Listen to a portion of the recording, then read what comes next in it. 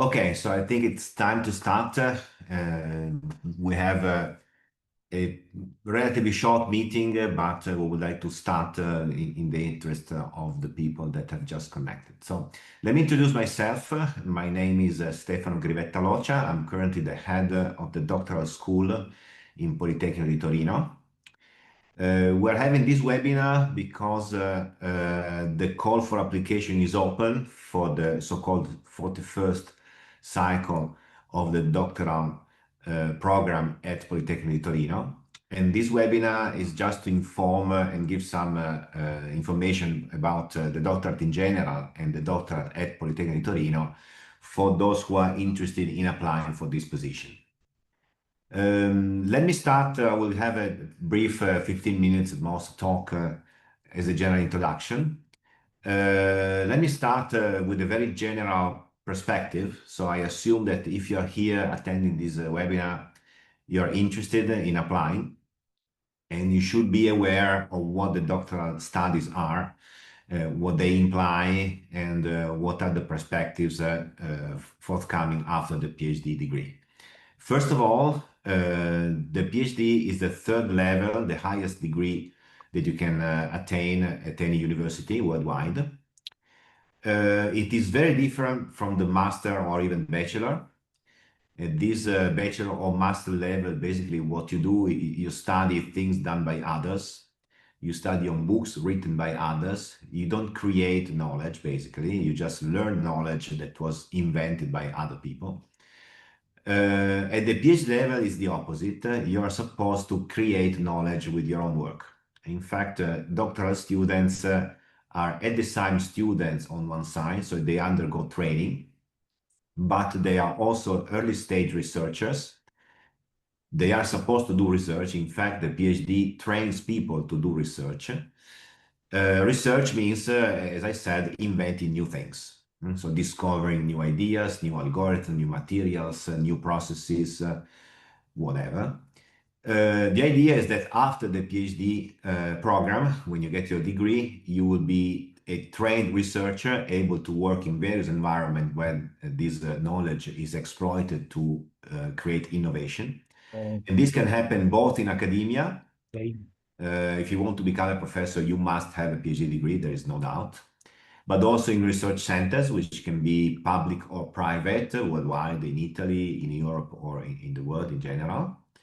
Especially, and this is the vast majority of you, if you do the PhD, will find a job in companies that are looking for professionals that are able to conduct, inspire, and maybe later in the career manage the innovation process.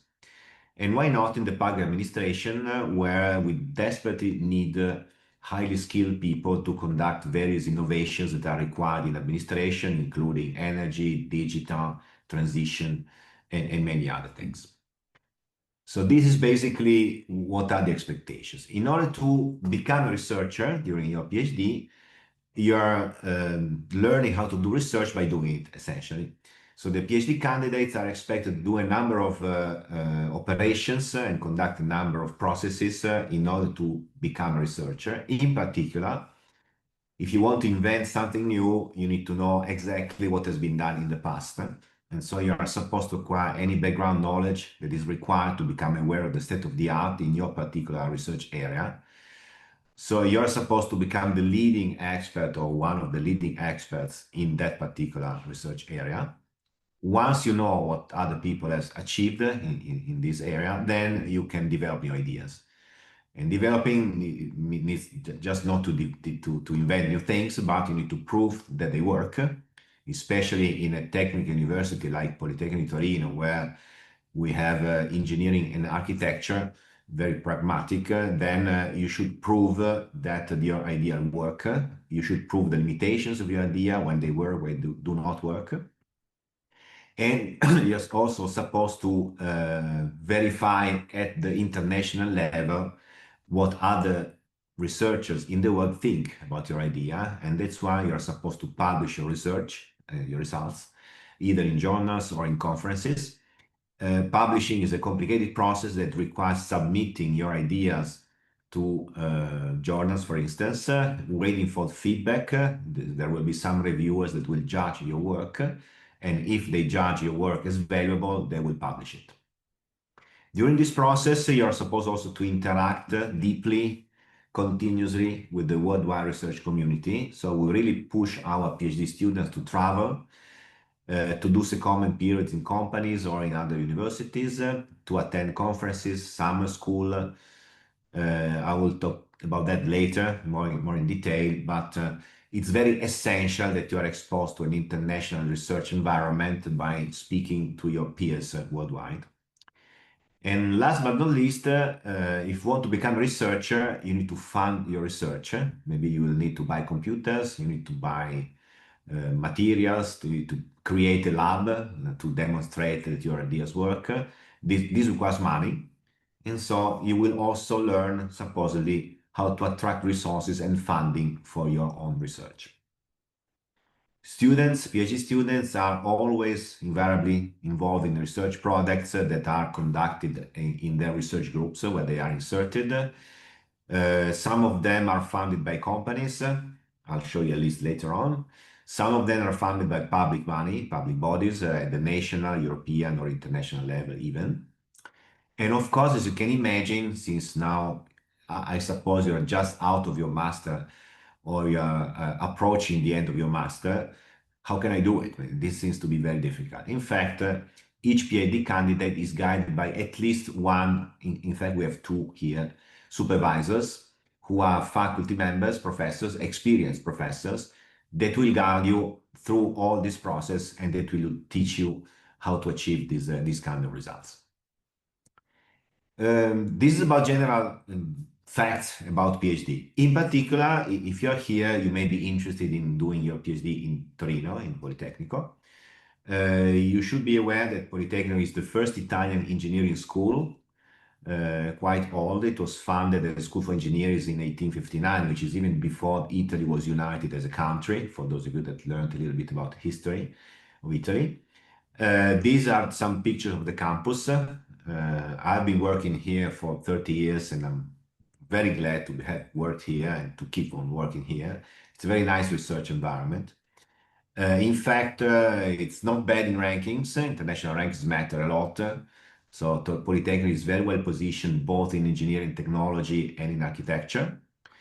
What is even possibly less known, but very important under a quality standpoint, you maybe you're aware that there exists a list of leading scientists worldwide, which is compiled and maintained by Stanford, so it's a very prestigious institution. And it happens that this list itemizes names, last names of professors and researchers, the top 2% in the world based on publications and scientific production. And it happens that in this list of 2024, 158 researchers from Polito are listed. So although this list 2% worldwide, 13% of Polito faculty members are listed here. So that means that on average, Polito is much better than the worldwide average, meaning that if you want to do a PhD here, Polito is a very good place to do research because researchers from Polito have proven, based on this listing, that they have been successful in research and career. So this is a general statement that it's a sort of a marketing slide, if you wish, but still, I'm very convinced about that. I know many colleagues, both in my department and the university, and very bright people, in fact. Research is conducted in departments in Polito. There is 11 departments that cover all engineering and architecture disciplines. You see the list here. I'm not going to read through it. They are basically collecting four main areas: industrial engineering, civil engineering architecture, ICT, and hard sciences, physical, chemistry, mathematical science for engineering. Not only, these are sort of departments collect professors that are working possibly on very similar topics, but research nowadays is more and more multi or interdisciplinary. That's why in Polito we have these structures called interdepartmental centers, where professors and PhD students from different groups and different departments get together if they need to work with people working on different aspects, maybe thermal, mechanical, structural, electronical, software altogether. For instance, people working on cars, automotive research, they need a multidisciplinary approach. So people from different departments will get together here and work on this particular topic. As I said, many PhD programs are conducted in collaboration with companies, more and more. So as you'll see in a second, PhD scholarship, most of them are funded by private entities, including companies. This is just a short list of the main companies, but there is many, many more. As far as organization is concerned, all the activities related to the PhD at Politecnico di Torino are managed by a dedicated structure, which is Scudo, the doctoral school. I'm the director of this school. The school connects both faculty and administration staff in order to put together a team that is able to basically resolve all issues and manage all issues related to the PhD, including harmonization of PhD programs, coordination of training and cultural activities, organizing teaching courses, etc. Managing quality and accrediting the courses by the Italian ministry. So we have a quality stamp by the Ministry of Education in Italy that certifies that our programs have a good quality. And of course, defining all strategies and fine-tuning the policies that involve all PhD programs. Some numbers, we have 16, 18 at January, now 16 PhD programs. In January 2025, we had almost 1,800 active PhD candidates, an enormous number. Very good people, in fact, very high quality researchers. You see from the results here, 50% of our PhD candidates ended their master degree with the top marks. In Italy, 110 is the top scores you can get from the master degree. And 67% have a master degree marks that is larger than 105, so top 95, 96%. So we do a good selection at the beginning of a PhD, and people that enter in the program typically are very high quality, they make it to the end.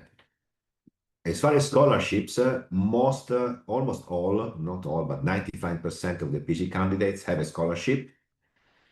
And keep in mind that compared to other Italian university, our PhD grant is about bit more than 15% higher than the national average. So Politecnico di Torino is investing money on its own budget to pay PhD students more than predicted by law, because we believe in the high value of human resources that are the PhD candidates that do research not only to get their degree, but their research results help also the institution. That's why Politecnico is paying some extra money for that. These are the PhD programs. Once again, I'm not going to go through this list. This is the list of the 16 programs. Let me just mention the two. The one in bioengineering, medical sciences, and urban regional development are jointly conducted with the University of Torino. You know, in Torino, there is two universities, Polito and Unito. The other ones are based in Politecnico only. And about the actual inner workings, what will happen if you want to subscribe and apply? There will be a selection. So now we are in this phase where people submit their application. The deadline will be 15th of November. So we only have 2-3 weeks before the deadline. After this deadline, the selection will start. So there will be a certification process and evaluation process that will validate your application. It will evaluate and rank, provide rankings, and the top ones will be admitted. This selection is functional to admission, final admission by March 1st. So the ones that will win this position will be starting their PhD on the 1st of March, which is the day zero in this chart. Then the program will last 3 years. Every year there will be an evaluation assessment to allow you to access the next year based on what you did in the previous years, basically. So training, what courses you attend, publications, research periods abroad, and more. And then after the final year, you will have to write a thesis. This is the main objective of the PhD, tangible objective. So you will have to write a PhD thesis. This thesis will be refereed by experts that will evaluate the degree of innovation, the new results, they will verify whether you advanced or not the state of the art, and then you will defend the thesis in front of the committee that will eventually lead to your final exam and title grant. Since last year, it is even possible to extend to a fourth year. So in case at year 3 you're still not ready to graduate, it is possible to apply for an extension to the fourth year. And of course, we will talk about that whenever this is necessary in your case, which is at least 3.5 years from now. About individual project, the PhD studies are very personalized. So each of you will have an educational project that will consist in developing an individual research topic that will be, of course, decided in accordance with your supervisor, and will be managed and guided by the supervisor. In addition to that, you will attend doctoral level lectures and courses that will be picked individually as necessary to acquire the competencies required to do this research project. And then we'll perform various other activities that will be complementary to research, including maybe teaching yourself, why not, to students here, going abroad in companies or universities, and many other things. There is a formal admission procedure, so there are some requirements which I'm not going to go through much. You will have to verify that you have attended a number of technical and transversal courses here in Polito or externally, and then you will have to demonstrate minimum requirements of your research activity and outcome, basically in terms of publications. We strongly push mobility. Right, so it is highly recommended, it's not mandatory, but it's really highly recommended to spend some time in other university institutions or centers, up to 18 months. Up to 12 months in these secondment periods will have a 50% increase of your salary automatically, and this is dictated by law and by our internal regulations. So if you travel abroad, your salary will be 50% more automatically. There are various opportunities to do that. So maybe you can establish, if you have some partnership with through your supervisor, a double degree agreement with a foreign university, and there is various opportunities for this. Or you can take advantage of Erasmus mobility calls that appear periodically, and of course, if you are eligible to apply, so you can apply, and you also get some money to travel a little bit. In addition to this 50% increase, you also have a budget which is granted to all PhD students. It's about between 5,000 and 6,000 euros for each student. This is provided to conduct your research and travel, just to reimburse travel expenses. This 50% is for the salary, and this other amount is just for traveling and reimbursement.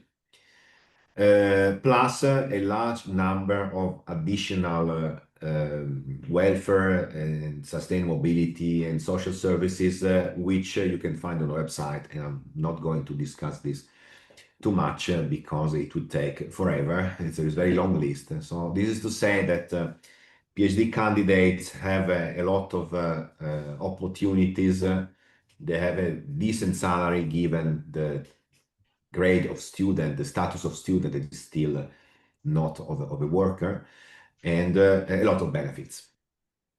So for this, my short introduction,